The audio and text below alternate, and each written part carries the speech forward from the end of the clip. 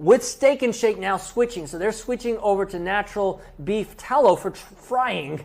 So RFK Jr. shows up. He's bringing much needed attention to this restaurant that's making the change. And he's bringing the attention to the dangers of inflammatory seed oils.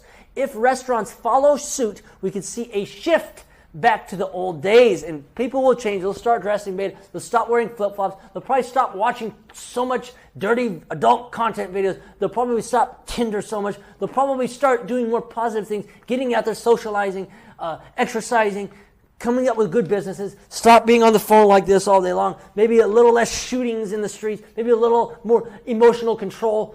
Hopefully a lot of that, because I believe a lot of our health is based on what we're consuming, and a lot of these other issues have to do with this. You see what I'm saying? So I hope that really starts to happen to more traditional, and we go back to traditional fats, because it's in our food, and it's in our water, and it's in what we tell ourselves, and it's in all this stuff.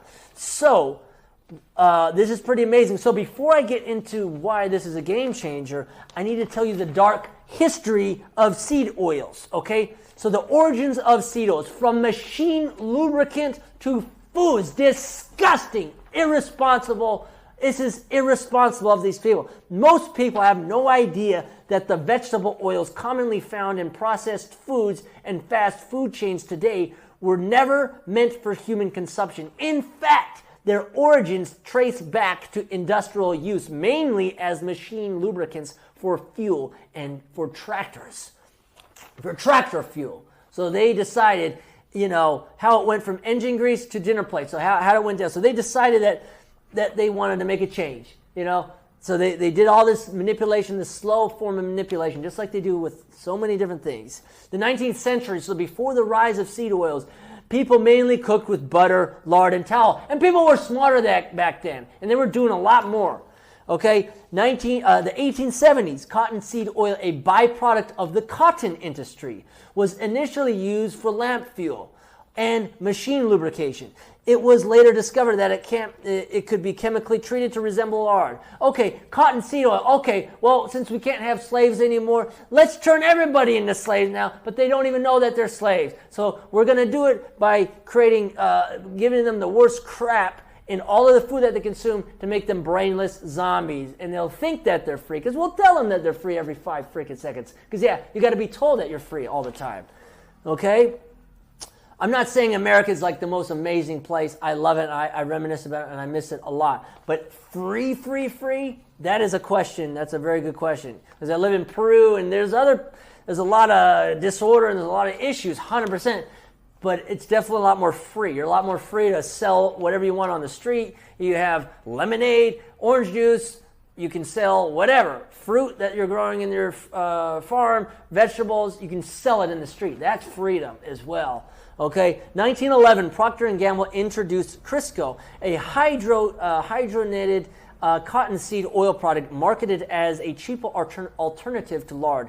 They convinced the public that animal fats were dirty, while seed oils were clean. Disgusting, horrible people. Can you believe that? That they actually convinced people that and that took a long time, right? We're going to see right now. So the 1940s to World War II. After World War II, a lot changed, by the way. TV dinners and the whole thing. Aluminum cans and all that stuff. Come on. This is really important. The U.S. government encouraged the production of soybean and corn oils as part of wartime food rationing efforts. Don't let them drag us into this stuff, into these wars. Don't let them do it. We're not going to do it. Okay? The U.S. government encouraged the production of soybean and corn oils as part of these oils were cheap and abundant, making them easy to push into the food supply.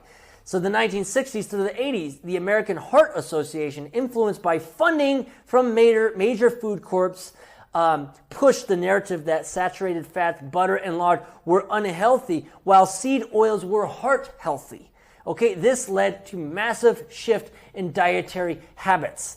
1990s through present, fast food chains, snack companies, and restaurants switched to seed oils because they were cheaper and had a longer shelf life than traditional animal fats. Today, they are nearly found in every single processed foods and linked to chronic inflammation, obesity, and heart disease. If you're not pissed off right now, you should be, because We are being robbed of our vitality and our life. And your parents are, and your grandparents, and if you have any family member who's died from this stuff, you need to wake up. And look, life can be so much better than it is right now. It can be unbelievably better. You have no idea. I've seen it. I've experienced it. I know that life can be an absolute heaven on earth dream come true. It's possible. But we have to really, I think now is the time to really stand up and start educating each other and other people. Comment down below.